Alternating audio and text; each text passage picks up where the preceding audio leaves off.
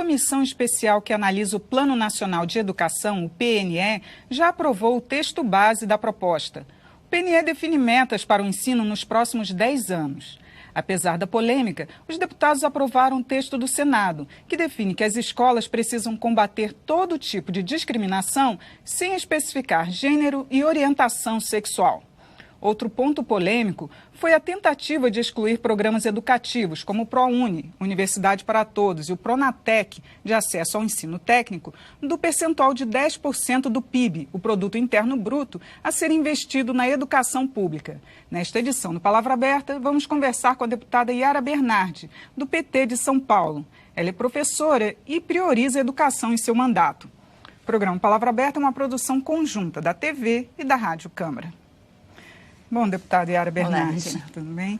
Eu queria que a senhora explicasse para a gente como é que está o texto do que foi aprovado até agora, quais foram os principais pontos. Olha, nós temos 4 anos de debate deste tema. Aliás, é um Plano Nacional da Educação, como você mesmo disse, que define investimentos, metas para os próximos 10 anos no Brasil. Eu acho que isso é uma questão muito cobrada hoje pela sociedade brasileira, não só mais a universalização do ensino, mas a qualidade, o salário dos nossos professores, o quanto os nossos alunos aprendem ou não aprendem nas nossas escolas, as comparações com as avaliações internacionais. A sociedade brasileira está muito atenta a esta questão, por isso acho que não pode passar deste primeiro semestre a aprovação dessas metas para os próximos 10 anos. Agora ele voltou com o Senado com algumas modificações, né? Entre Câmara e Senado, 4 anos de debate. Isso. Volta agora para a Câmara, nós estamos fazendo a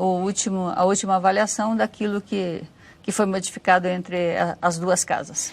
E um dos pontos polêmicos foi essa questão da discriminação, né? Que diz que tem que superar todo tipo de discriminação. Não seria um tema mais abrangente, que é o que estão argumentando? Estava colocado como uma questão de estratégia de que a educação tem que contribuir para que não haja nenhuma forma, combater todas as formas de discriminação e desigualdade na sociedade brasileira.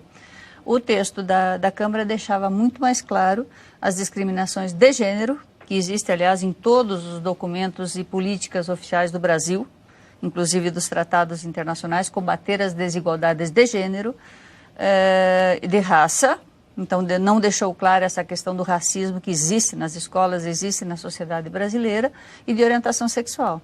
Houve uma modificação na composição da comissão, e deputados com orientação religiosa conseguiram, na comissão agora, volta esse tema ao plenário, eliminar do texto a questão das discriminações por gênero, orientação sexual e racismo, que era o que nós queríamos no texto original da Câmara. Isso vai para o plenário. Então. Vai para o plenário, foi muito polêmico. Aliás, esse tema das questões de gênero não apareceram, esses temas, em nenhum momento do debate do PNE, só agora, após a vinda do projeto do Senado. Agora, o outro ponto que é sobre os 10% do PIB para a educação pública ou então só para a educação. O que é que ficou aprovado? Vão ser incluídos o FIES, o Pronatec, o ProUni? Está claro, numa das metas do Plano Nacional de Educação, que o Brasil, nos próximos 10 anos, tem que chegar a gastar 10% do seu PIB com a educação pública. E também esta questão de que nós temos programas hoje que tratam da inclusão desses estudantes. Nós temos a meta de inclusão, de que os alunos cheguem ao ensino superior, por exemplo, pelo FIES, pelo ProUni, a formação técnica pelo Pronatec. Então, que esses programas também estarão incluídos nessas metas. Mas os 10% do PIB estarão garantidos por uma das metas, 10% do PIB com a educação pública. Né? Exato. Agora, o deputado do Senado também alterou algumas metas que foram daqui da Câmara, como para alfabetização. Definiu em até 6 anos que a criança esteja alfabetizada. Isso vai ser mantido? Nós não podemos estabelecer que uma criança vai ser alfabetizada aos 6 anos. O que nós trabalhamos hoje, que é da orientação do Conselho Nacional de Educação, de todas as entidades ligadas ao magistério, que a criança tem fases para ser alfabetizada. Então, nós temos hoje a proposta que a criança se alfabetize até os 8 anos, que seja investido nisso, que ela não possa chegar até o 3º ano, que é o primeiro ciclo, do ensino fundamental sem ser alfabetizada. Então, nós damos essa chance da criança ter alfabetização não aos 6, quando ela está entrando no primeiro ano, mas até os 8 anos. A senhora podia aproveitar, então, falar também sobre a comissão sobre primeira infância, né? Já que vai ter um segundo seminário sobre o tema. Quais são os preparativos? O que vai ser debatido? Então, além do plano, porque o Plano Nacional de Educação também dá muita importância à educação infantil, a universalização da educação infantil para todas as crianças, o incremento nas creches, que é extremamente importante que a criança tenha acesso ao processo educacional, desde a creche até o ensino superior, que essas são as metas estabelecidas do PNE. Existe uma comissão especial aqui na Câmara que está estudando uma legislação específica para a primeira infância. O Estatuto da Criança e do Adolescente não deixa claro esta atenção à primeira infância, que vai do 0 aos 2 anos. Que a criança tem que ter a atenção especial com integração entre família, comunidade e saúde. Que ela precisa dessa atenção especial, aliás, todos os estudos da neurociência no mundo apontam para isso. Que é fundamental a atenção e o cuidado da criança nesta fase. Nós queremos uma legislação específica no Brasil para isso. Temos o segundo seminário da primeira infância e a elaboração nesta comissão especial desta legislação. Seria um marco civil para... Exatamente, para a primeira infância, que no Estatuto da Criança e do Adolescente não fica claro. Nós não queremos modificar o Estatuto, mas aperfeiçoá-lo nesta fase que não foi dada grande atenção no primeiro momento da elaboração do Estatuto. Agora, um outro assunto... Seminários pelo Brasil todo vão acontecer sobre isso. Ah, sim, vai discutir primeiro nos estados, depois aqui em Brasília, exatamente. Né? Agora, um outro assunto também super importante, se tratando de PNE, que é a valorização do magistério, deputada. Perfeitamente. O que já está garantido nesse projeto até agora? Eu fui relatora do programa do Fundeb, o fundo que financia a educação básica no Brasil desde a creche até o ensino médio, que é a educação básica que deveria ter para todos os brasileiros. Nós temos que garantir isso no plano nacional, que a educação chegue a todos no país. A valorização dos profissionais da educação é extremamente importante. Nós votamos, a partir do Fundeb, um piso salarial nacional, que hoje está perto de R$ 1.600. E que, aliás, as prefeituras não estão cumprindo, que os governadores não querem cumprir. Infelizmente. Mas não, e tem uma das metas do Plano Nacional de Educação que coloca que os professores terão, até 2016, chegar, até o final do Plano Nacional de Educação, ao salário igual dos outros profissionais de ensino superior. Porque numa prefeitura, por exemplo, a educação, o setor da educação, os profissionais naquela área são os que ganham menos se comparados com outros profissionais de ensino superior.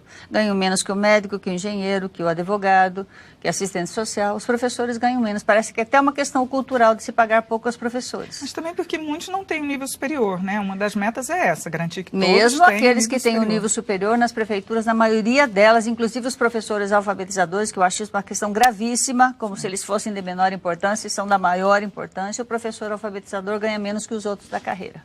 Tem essas diferenciações, inclusive, dentro de uma carreira.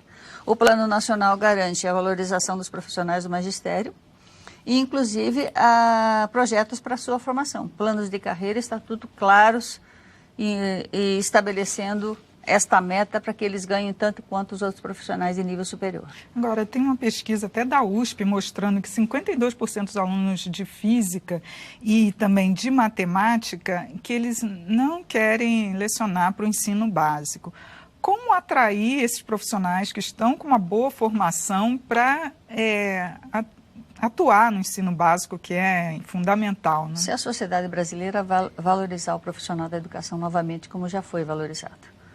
Ele tem que ser salário compatível com outros profissionais de nível superior, tem que ser valorizado pela sociedade, o magistério tem que voltar a ser atrativo, tem que ter um início e um fim de carreira que possa incentivar entusiasmar esse jovem que está se formando nas mais variadas áreas, que ele vá para o magistério. Isso não acontece hoje, pelo contrário. Nas prefeituras, nas redes estaduais de ensino, uma grande dificuldade de contar com esses profissionais. Nós temos muitos estudantes lecionando, como se fosse um bico até eles se formarem, mas os profissionais da educação estão rareando. Isso é uma tragédia para o Brasil. As metas do PNE estabelecem plano de carreira, melhoria nos rendimentos, valorização desses profissionais. mas é uma meta nacional.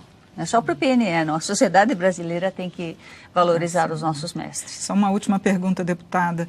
Em ano eleitoral, a gente tem chance desse plano agora ser aprovado no primeiro semestre? Olha, seria uma vergonha muito grande para o Congresso Nacional. Eu acredito que será aprovado nesse primeiro semestre. Nós votamos a questão do Código Civil, o Marco Civil da Internet, e este plano nacional virá coroar uma leva de projetos importantíssimos que o Congresso Nacional se debruçou. Então, até o primeiro semestre, nós queremos aprovar o Plano Nacional de Educação e as metas para os próximos 10 anos.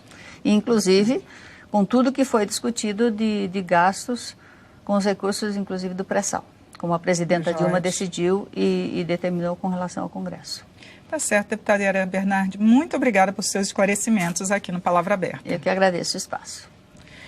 O programa também pode ser acessado pela internet. É no site noticias.câmara.leg.br. Eu sou Regina Assunção e agradeço a sua audiência. Até a próxima.